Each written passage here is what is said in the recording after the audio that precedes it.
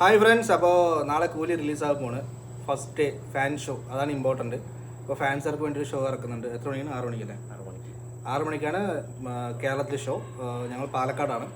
പാലക്കാട് ഏത് തിയേറ്ററാണ് നമുക്ക് കിട്ടിയിരിക്കുന്നത്? പ്രിയ. പാലക്കാട് എല്ലാ തിയേറ്ററിലും ഉണ്ട്. പാലക്കാട് എല്ലാ തിയേറ്ററിലും ഉണ്ട്. പാലക്കാടുള്ള തിയേറ്ററിലുള്ള 11 സ്ക്രീനിലും ഫാൻ ഷോ ഉണ്ട്. എല്ലാം ഫുള്ളാണ്. ഫാൻ ഷോ എല്ലാം ഫുള്ളാണ്. നമുക്ക് കിട്ടിയിരിക്കുന്ന പ്രിയയിലാണ് ടിക്കറ്റ്. ഇതാണ് കോഹ്ലിയുടെ ഫാൻ ഷോ ടിക്കറ്റ്. എത്ര രൂപയാണ് ചാർജ് ചെയ്തത്? ചാർജ് 250. 250 രൂപയാണ് നമ്മുടെ പാലക്കാടിനവിടെ. മാന്യമായിട്ടുള്ള പ്രൈസാണ്.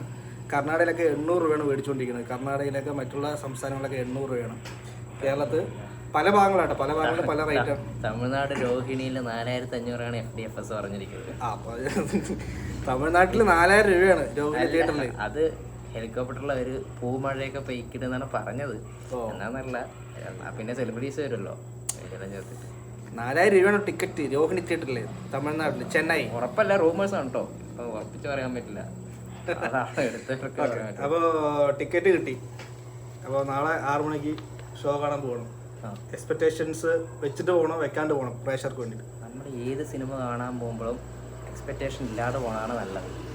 അതിന് നമ്മളൊരു കഞ്ഞി പ്രതീക്ഷിച്ച് പോയാൽ അത്യാവശ്യം ഒരു മീൽസ് കിട്ടിയാലും നമുക്ക് ബിരിയാണിയുടെ ഒരു ഫലം കിട്ടും. അങ്ങനെ നമ്മൾ ബിരിയാണി അങ്ങനെ എക്സ്പെക്ടേഷൻസ്, ലോകേഷിന്റെ പടങ്ങൾക്കൊന്നും എക്സ്പെക്ടേഷൻസ് ഇല്ലാണ്ട് പോകാൻ പറ്റില്ലല്ലോ. പോവായിക്കൊന്നുമില്ല. ഓരോരുത്തരും ഇഷ്ടം. ലോകി പറയുന്നത് LCUലൊന്നും കണക്ഷൻ ഇല്ലാന്ന് എവിടെയും പറഞ്ഞതായിട്ട് എനിക്ക് ഓർമ്മയില്ല. അല്ലെങ്കിൽ ഇപ്പം അതിനെക്കുറിച്ച് റൂമേഴ്സ് ഇങ്ങനെ വരുന്നുണ്ട്, LCU ആണ് അല്ല എന്നൊക്കെയുള്ളതൊക്കെ വരുന്നുണ്ട്.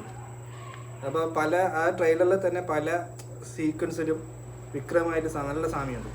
വിക്രം, അതായത് ഇപ്പോൾ എന്താ വെച്ചാൽ കമലഹാസനെ വെച്ച ഒരു സിനിമ എടുത്തു, അതേ മോഡുലേഷൻ തന്നെയാണ് ഇപ്പോൾ രജനീകാന്ത് വെച്ചെടുക്കുന്നത്. അതിനിപ്പോൾ LCU വന്നാലും നമുക്ക് പ്രശ്നമൊന്നുമില്ല. നമുക്കിപ്പോൾ LCU വന്നില്ലെങ്കിലും കുഴപ്പമില്ല. അത് ഓഡിയോ ലോഞ്ചിൽ നമ്മുടെ സൂപ്പർ സ്റ്റാർ പറഞ്ഞ എന്താ വെച്ചാൽ ഒരു കോമിയർ ബോർഡ് വരുന്നുണ്ട്. അപ്പൊ ഞാൻ വിചാരിച്ചു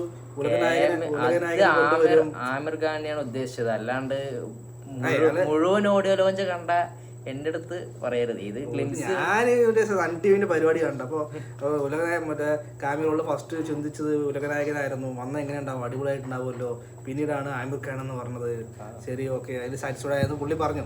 പക്ഷെ അതിരിക്കട്ടെ, അതിനകത്ത് 2 കണ്ടെയ്നേഴ്സിന്റെ കാര്യം പറയുന്നുണ്ട്. അത് ആ സീക്വൻസിലുണ്ട് ഉണ്ട്. പിന്നെ വന്നിട്ട് അങ്ങനെ ഒരുപാട് ലിങ്ക്ഡ് ആയിട്ടുള്ള ഒരുപാട് സാധനങ്ങളുണ്ട്. എന്നാലും LCU അല്ല എന്നാണ് പറയുന്നത്. ഓക്കെ, കണ്ടു നോക്കാം. അത് പ്രേക്ഷകരെ തെറ്റിദ്ധരിപ്പിക്കാൻ വേണ്ടി വെച്ച് തന്നെയായിരിക്കും. ഇപ്പോൾ LCU ആണെങ്കിൽ അല്ലെങ്കിൽ നമുക്ക് വിഷയമല്ല, നമുക്ക് സിനിമ കണ്ടാൽ മതി. നമുക്കിപ്പോൾ കോഴി എന്ന് പറഞ്ഞ സിനിമ കണ്ടാൽ മതി. അതിപ്പോൾ LCUയിൽ വന്നാലും ശരി, വന്നതിനും ശരി. അത് LCUയിൽ വരുന്നതും വരാത്തതും ആ ഒരു ഇതുപോലെ ഇരിക്കും. ചിലപ്പോൾ വന്നതുകൊണ്ട് ബെനിഫിറ്റ് ഉണ്ടോ എന്ന് ചോദിച്ചാൽ ചിലപ്പോൾ ബെനിഫിറ്റ് ഉണ്ടാകും. ഇപ്പോൾ ലിയോ ഇപ്പോൾ LCUയിൽ വന്നതിന് നമുക്ക് വലിയ താല്പര്യമില്ല. കാരണം വെറുതെ ആഡ് ഓൺ ചെയ്ത പോലെയാണ് അത്. അതോടെ നമുക്ക് LCU എന്ന് പറഞ്ഞ കൺസെപ്റ്റ് മടുത്ത്.